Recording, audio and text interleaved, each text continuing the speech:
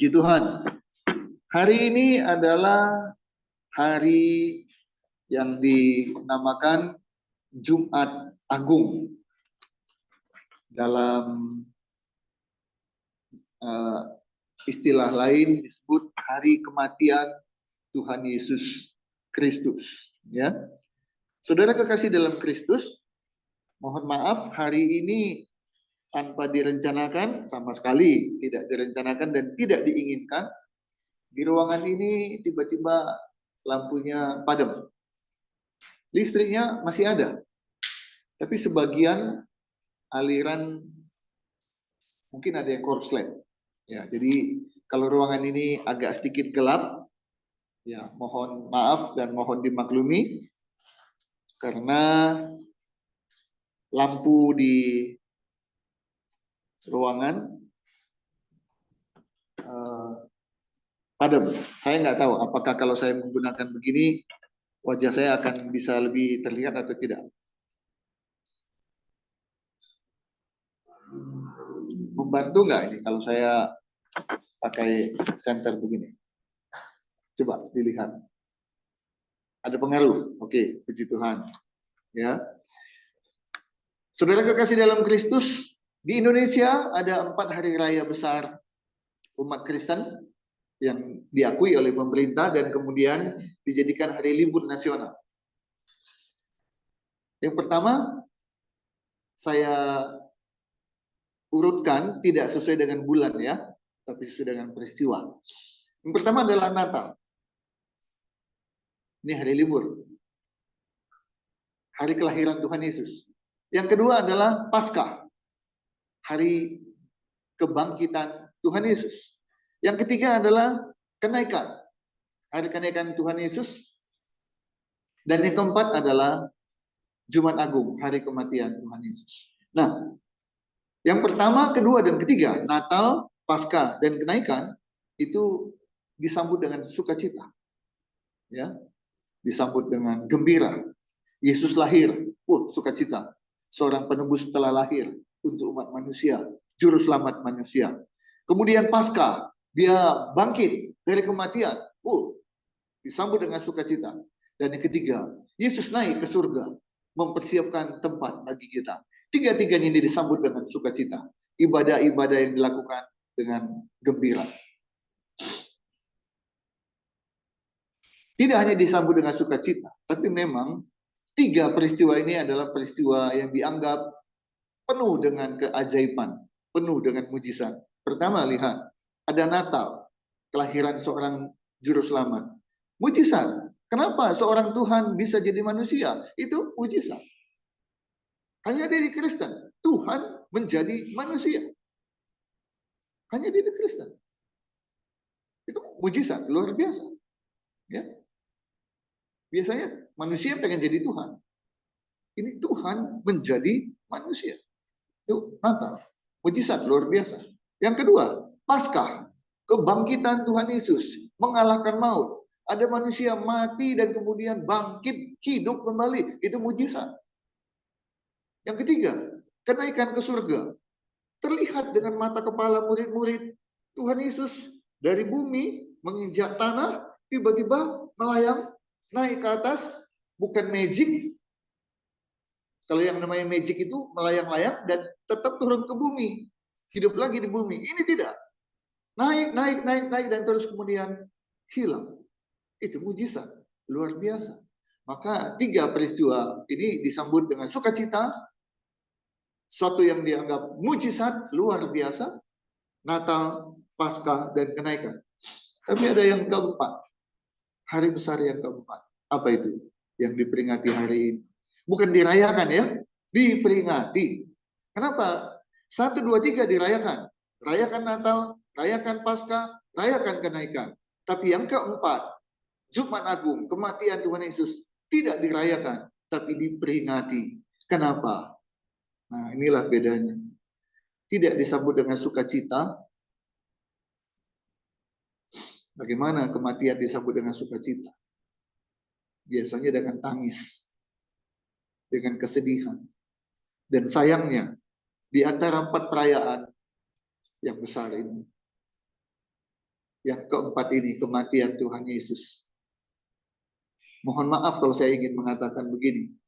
Inilah peringatan, inilah hari besar yang kadang-kadang seperti di anak tiri. Berbeda dengan 3 hari besar yang tadi saya sebutkan, Natal, Paskah, dan kenaikan. Bahkan ada gereja yang tidak mengadakan ibadah pada hari Jumat Agung. Kan sama dengan mengherankan begini. Ada gereja yang tidak mengadakan ibadah hari Minggu. Hari Minggu tapi dia nggak bikin ibadah. Ini hari Jumat Agung, peringatan kematian Tuhan Yesus, tidak bikin ibadah. Padahal pemerintah udah kasih tanggal merah, libur.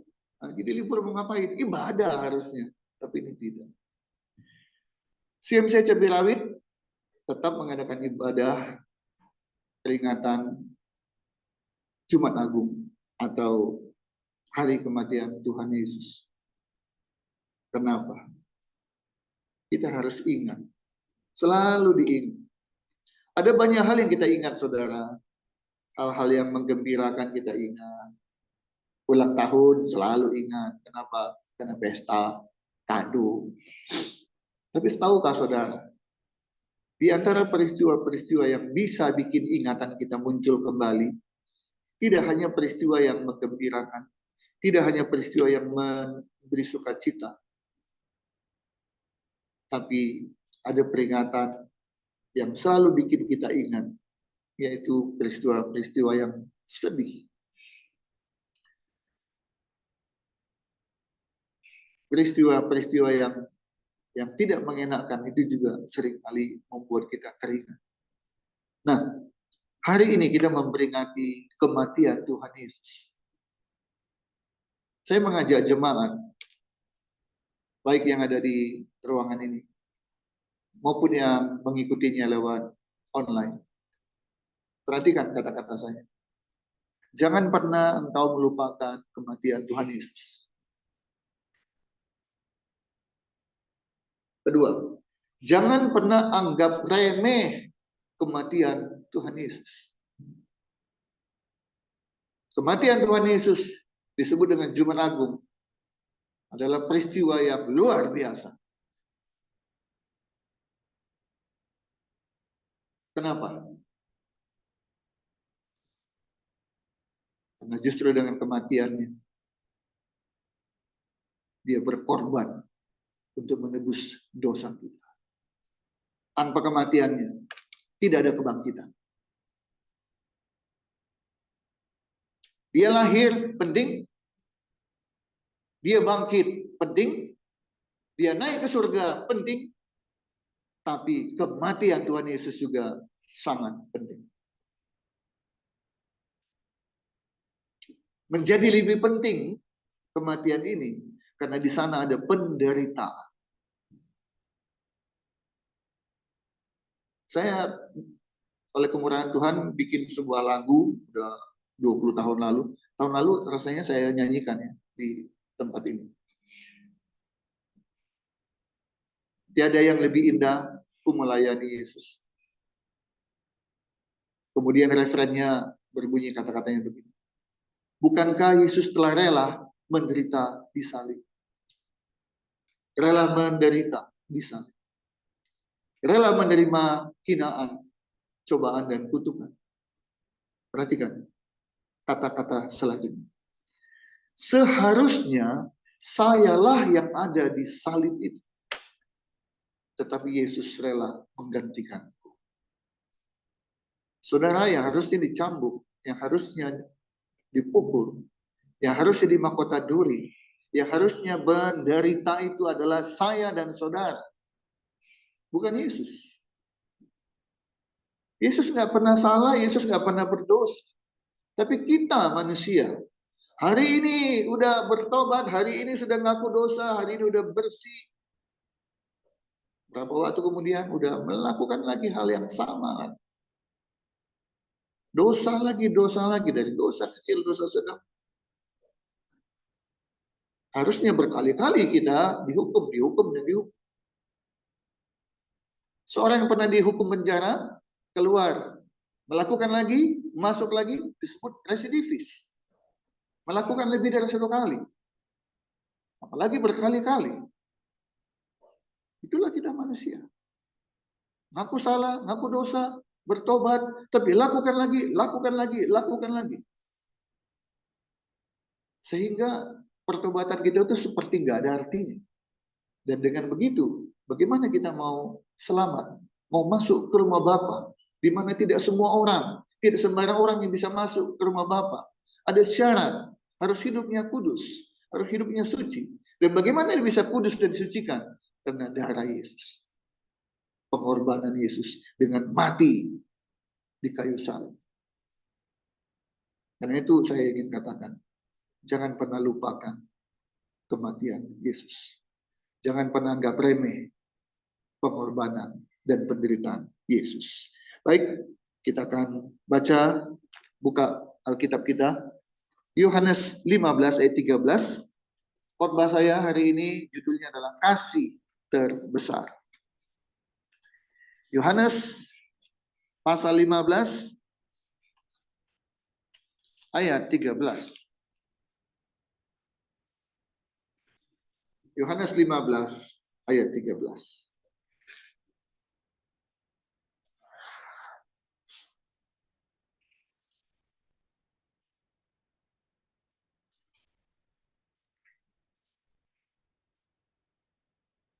Sudah? Kita baca bersama-sama. 1, 2, 3.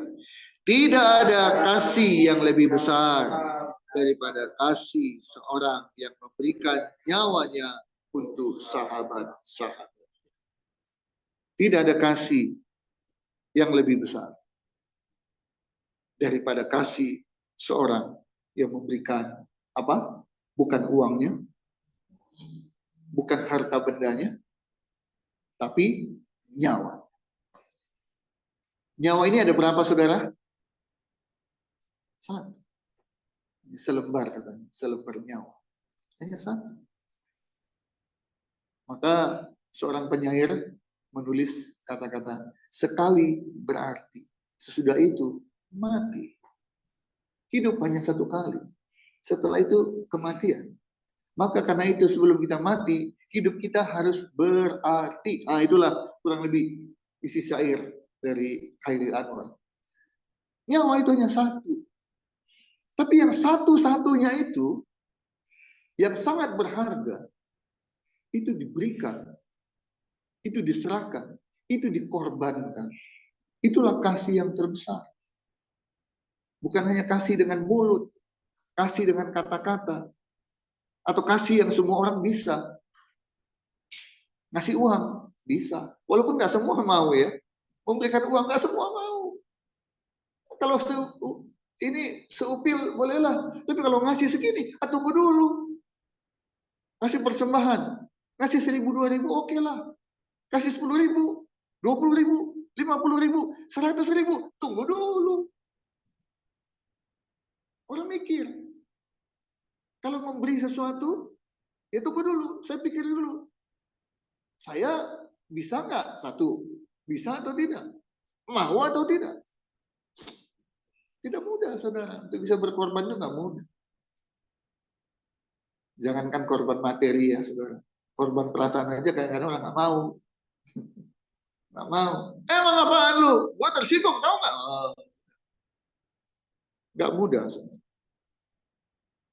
Tidak mudah ada orang yang mau mengorbankan apa yang berharga dalam hidupnya untuk orang lain. Apalagi sampai menyerahkan nyawanya untuk orang lain. Nggak mudah. Kenapa Yesus bisa lakukan seperti itu ya? Mari kita buka Yohanes 10 ayat 11.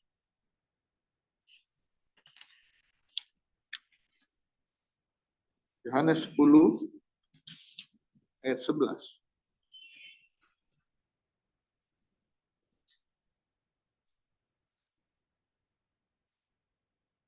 Yuk kita baca sama-sama. Yohanes 10 ayat 11. 1, 2, 3. Akulah gembala yang baik. Gembala yang baik memberikan nyawanya bagi domba-domba. Tuhan Yesus adalah gembala. Gembala yang agung. Kita adalah domba-dombanya. Gembala yang baik menyerahkan apa? Nyawanya bagi domba-domba. Saya ini gembala sidang, gembala jemaat di sebuah gereja lokal, CMC Cabai Rawit. Kalau ditanya saya, Pak Yunus, mau nggak mati demi jemaatmu? Tunggu dulu. Jujur ini, mati demi saudara, tunggu dulu. Minimal saya tanya, sebabnya apa? Kok saya bisa dia minta mati untuk jemaat saya? Itu gembala di dunia, gembala manusia. Tapi Yesus adalah Tuhan yang menjadi manusia untuk menebus dosa manusia. Gembala yang baik, gembala yang agung, menyerahkan nyawanya bagi domba-dombanya. Siapa itu domba-dombanya? Saudara dan saya.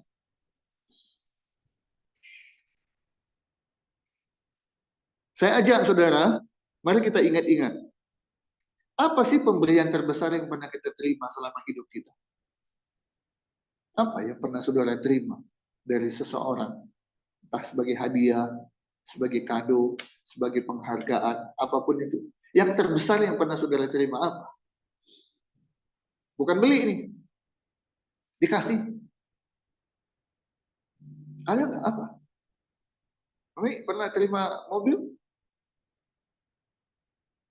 Kado mobil? Enggak kan? Belum kan? Belum pernah. Mobil beli sendiri. Yes. Pernah terima apa, Yes? Dalam hidupmu? Yang spektakuler, luar biasa. Saya baca kemarin ada seorang bapak memberikan anaknya hadiah ulang tahun. Anaknya usia, saya belum bilang dulu ya, anaknya usia berapa. Dia memberikan kado kepada anaknya sebuah private jet 540 sekian miliar. Kado kepada anaknya. Hebat nggak itu? Hah? Luar biasa nggak itu? Kado private jet 540 sekian miliar. Dan saudara tahu berapa usia anaknya? Coba tebak. Berapa usia anaknya yang menerima kado private jet tadi? 5 tahun. Anak 5 tahun ngerti apa private jet? Ini. Itu luar biasa itu pemberian itu. Spektakuler. Sampai hari ini saya belum pernah dengar ada hadiah yang diberikan oleh seseorang kepada orang lain, entah itu adik, entah kakak, entah anak, suami, istri, yang lebih besar dari hadiah ini. Private jet 540 sekian miliar. Belum pernah dengar saya. Mungkin saudara pernah tahu? Tapi kenapa ini bisa terungkap? Ini terungkap hadiah itu karena yang memberi hadiah sekarang masuk tahanan. Ditahan karena korupsi. Korupsinya, aduh, luar biasa. Saya juga lihat, ini nggak salah ketik ini. Ya kan, kadang-kadang berita kan suka salah ketik. Ya. Huruf bisa salah, angka bisa salah. Harusnya hanya 2 angka jadi 3 angka. Harusnya 1 angka jadi 2 angka, bisa jadi. Harusnya 1 angka hanya 1 jadi 5, bisa jadi. Korupsinya nggak kira-kira, saudara. Kalau dia sanggup belikan anaknya 540 sekian miliar, berarti dia punya uang lebih dari itu kan. Kan nggak mungkin dia punya 545, langsung diberikan 543 misalnya, sisa tinggal 2 miliar, nggak mungkin dong. Bagaimana pemeliharaan jetnya, bagaimana rumahnya, segala macam. Korupsinya triliunan. Bukan 10 triliun, bukan 100 triliun, tapi lebih dari 1000 triliun bersama dengan teman-teman yang lain. Pantas saja dia sanggup memberikan 540 miliar anak yang 5 tahun. Tapi apa hebatnya orang seperti itu? Sebelum ketahuan dia dianggap hebat, tapi sekarang dia ditahan, masuk penjara, masuk tahanan. Malu. Istrinya pun pasti malu. Keluarganya pasti malu. Orang yang dianggap kaya sanggup memberikan private jet kepada anak usia 5 tahun, ternyata uangnya hasil korupsi. Kejahatan. Pemberian apa itu? Dari dianggap hebat, sekarang terjun bebas. Ya, hasil korupsi, hasil kejahatan. Apa artinya? Apa gunanya? Apa hebatnya? Ingat-ingat, apa yang pernah saudara terima sebagai sesuatu yang besar, yang luar biasa, yang spektakuler.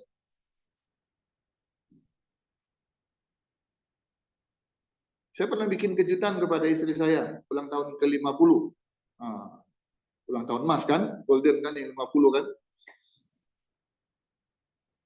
Dia nggak tahu bahwa saya sudah siapkan sebuah perayaan. Ingat, Mam?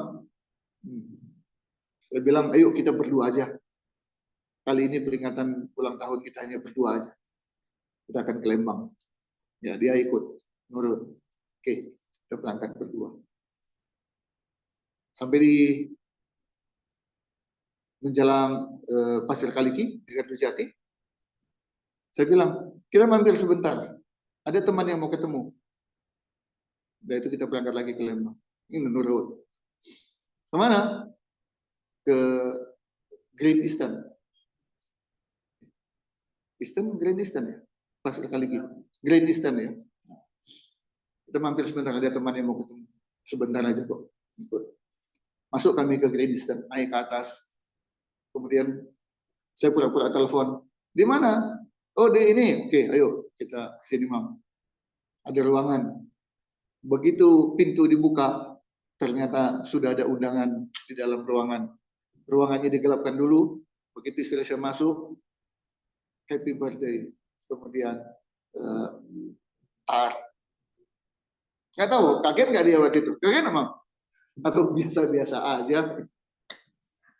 Kaget, kaget sedih, kaget senang. Ternyata ada perayaan ulang tahun ke-50. Dan saya masih ingat, saya berikan waktu itu hadiah tablet Samsung Galaxy. Ya, saya nggak tahu itu hadiah terbesar saya untuk istri saya, atau ada lagi yang lain-lain yang pernah saya berikan. Saya juga lupa, nggak tahu istri saya ingat atau enggak. Tapi saya punya keyakinan begini, saudara.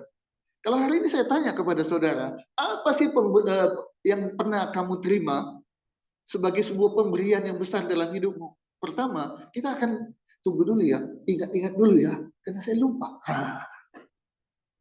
Apa ya? Artinya, itu bukan sesuatu yang luar biasa. So, kalau itu sesuatu yang luar biasa, pasti segera kita ingat. Ayo, tahu tanggal lahir? Tunggu dulu ya. Berapa ya tanggal lahirnya? Mungkin nggak gitu. Yuk, di mana rumah? Tunggu dulu ya. Di mana rumah saya ya? Alamatnya di mana ya? Nah, mungkin? Mungkin. Nggak mungkin.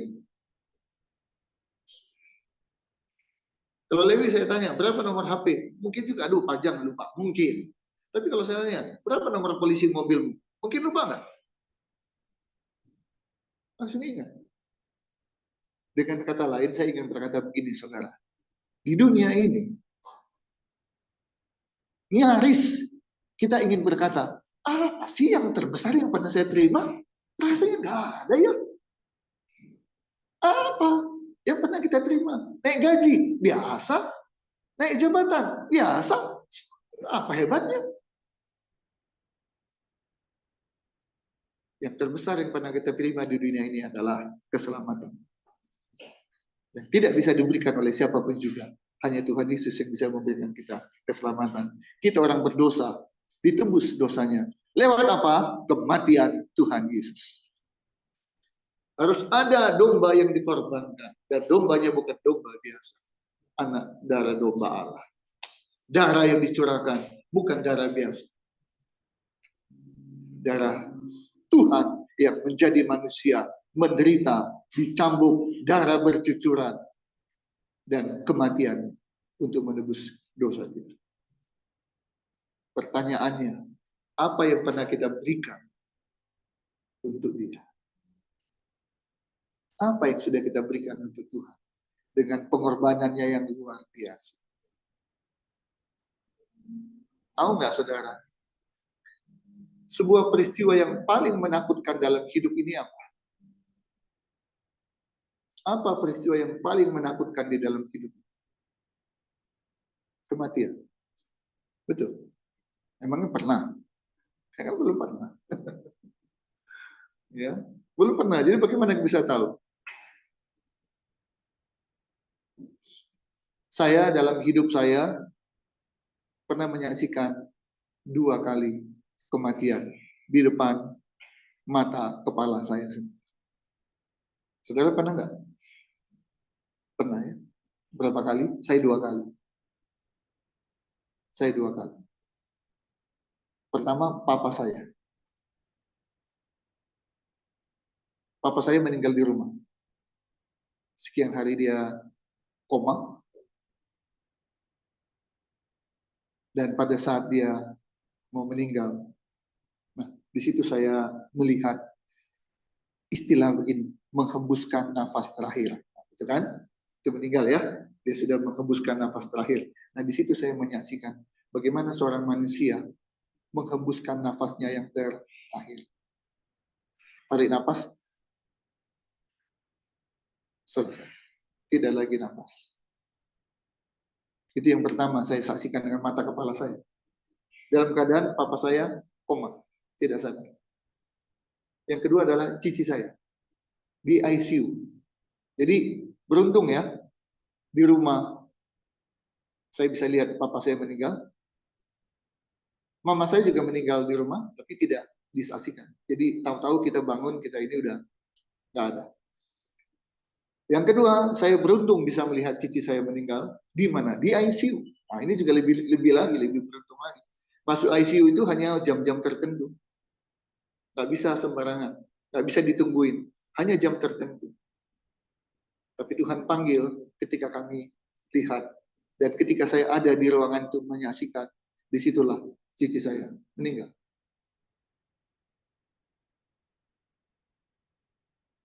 Apakah dia takut? Nggak tahu kita. Kita nggak bisa tanya kan. Pak, takut nggak? Papa saya koma. Cici saya pakai alat apa segala macam. Dapat dikatakan juga tidak terlalu dalam keadaan sadar. Nggak bisa ditanya. Tadi Gio bilang, apa yang paling menakutkan dalam hidup? Kematian. Kita nggak pernah rasain. Gimana kita bisa tahu? Ya, ini lagi hidup ini, lagi enak ini. Sebentar lagi makan nih. Gimana ngerasain? Mati. Ah, enggak. Tapi, nah, ada satu peristiwa yang bikin banyak orang takut. Apa itu? Tahu nggak? Ini betul-betul bikin orang takut. Bisa ngerasain. Apa? Mami pernah ngalamin nggak? Saya yakin, mungkin lupa. Enggak, sakit mah nggak bikin orang takut. Nggak. Apa, Mam? Bukan. Pada duitnya takut gitu. Ya iya sih. Duit. Duit gitu ya. Aduh. Duit. Kau bikin takut orang. Pada orang semua senang sama duit gitu ya. Tapi ini takut. Takutnya apa? Kalau nggak ada duit. Ya. Kalau duitnya ada, senang. Saya ingatkan. Saya ingatkan.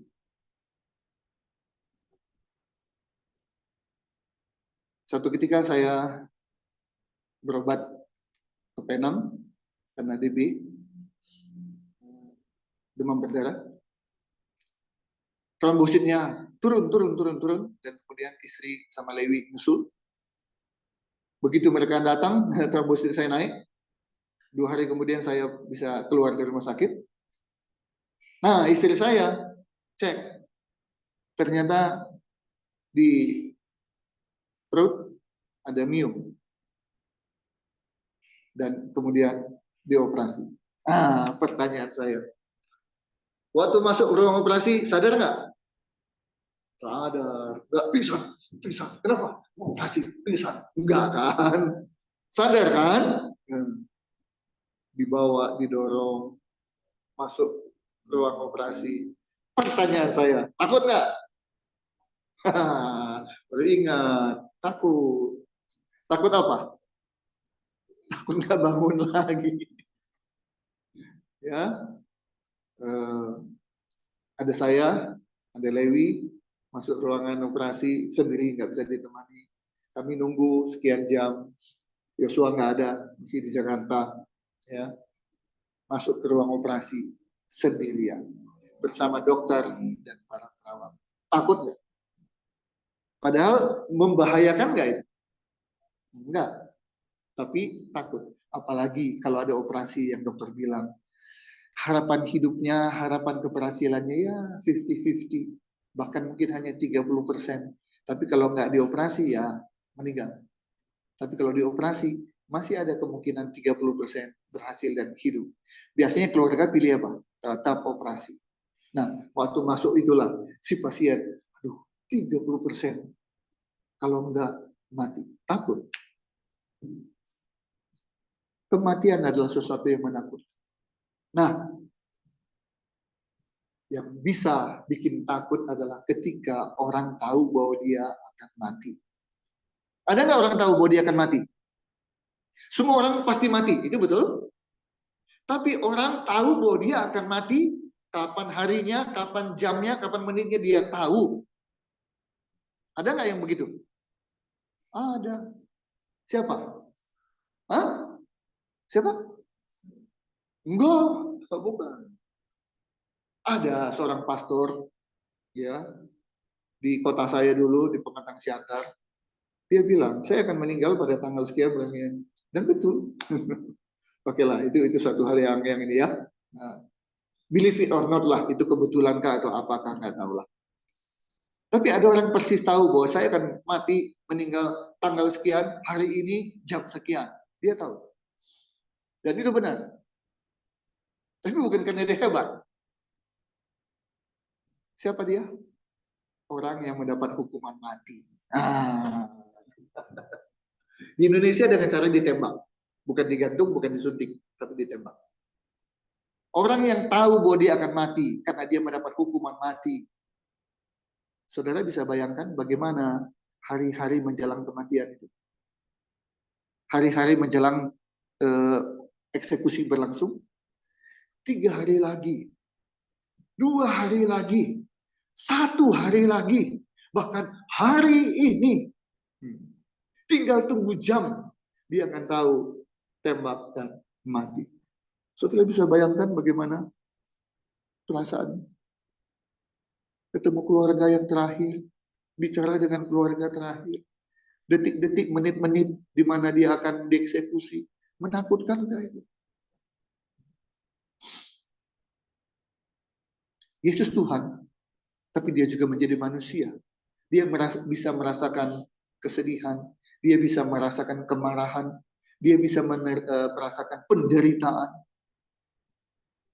Mari kita lihat. Lukas 22. Lukas 22 ayat 44. Lukas 22 ayat 44.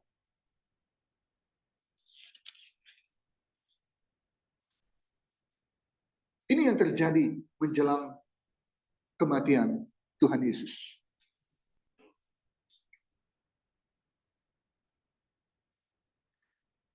Lukas 22 ayat 44, mari kita baca bersama-sama. 1, 2, 3.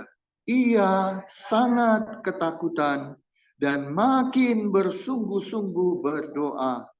Peluhnya menjadi seperti titik-titik darah yang bertetesan ke tanah.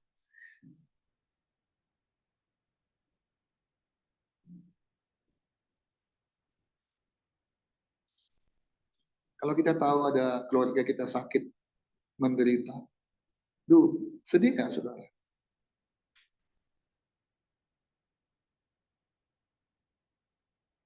Papa saya kecelakaan, kemudian koma, tidak sadar. Jadi saya yakin papa saya tidak merasakan penderitaan. Karena tidak sadar. Nggak merasakan apa-apa. Tapi cici saya, di ruangan ICU, dia dipasangin alat, pernafasan, masuk ke tenggorokan, untuk makanan. Saudara bisa bayangkan, ada selang di hidung, selam di mulut dan tenggorokan. Bisa bayangkan enak atau tidak? Dan ketika cici saya batuk, saudara bisa bayangkan? Saya bukan bayangkan, saya lihat. Bagaimana dalam kondisi ada selang, tapi dia batuk. Itu susah, saudara. Itu menderita. Batuk, tapi ada benda di tenggorokan. Aduh, menderita, saudara. Sedih melihatnya. Sedih kehilangan Cici. Tapi itu yang terbaik buat dia. Tuhan panggil. Gak tega ngelihatnya penderitaan seperti itu, saudara. Apa yang Yesus alami? Ia ketakutan. Kenapa? Tahu sebenarnya akan dihukum mati. Dia makin sungguh-sungguh berdoa. Peluhnya menjadi seperti titik-titik darah yang bertetesan ke tanah. Ini puncak penderitaan.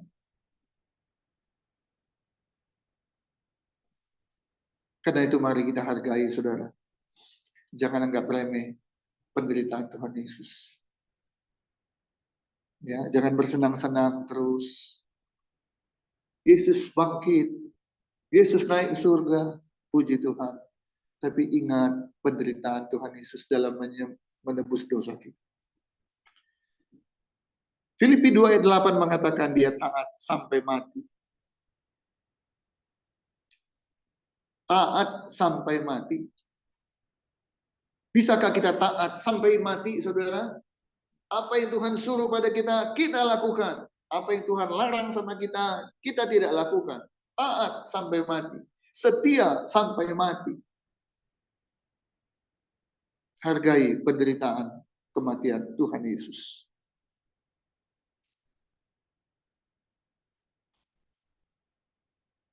Kita baca ayat terakhir. Yohanes 3 ayat 16. Yang biasanya kita juga sudah hafal. Yohanes 3 ayat 16.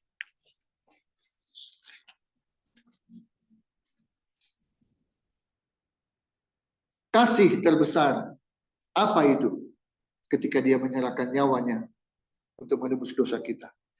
Yohanes 3 ayat 16. 1, 2, 3. Karena begitu besar kasih Allah akan dunia ini, sehingga ia telah mengaruniakan anaknya yang tunggal, supaya setiap orang yang percaya kepadanya tidak binasa, melainkan beroleh hidup yang kekal. Kita sudah terima keselamatan, hidup yang kekal bersama dengan Tuhan Yesus nanti di rumahnya yang namanya surga. Lewat apa? Lewat kematian Tuhan Yesus.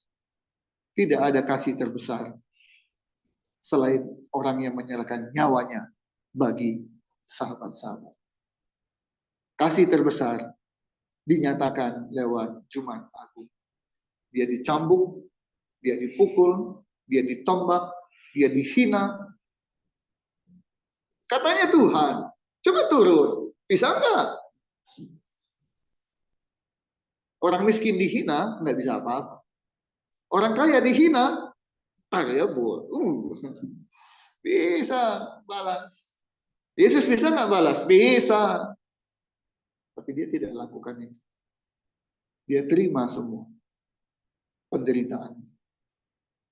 Hanya untuk karena dosa kita. Kesalahan kita. Supaya kita memperoleh hidup yang kekal. Jumat Agung, kasih terbesar. Jangan pernah lupakan. Hargai, ingat, dan balas. Dengan apa akan ku balas Tuhan? Selain puji dan sembah Engkau. Mari kita berdoa.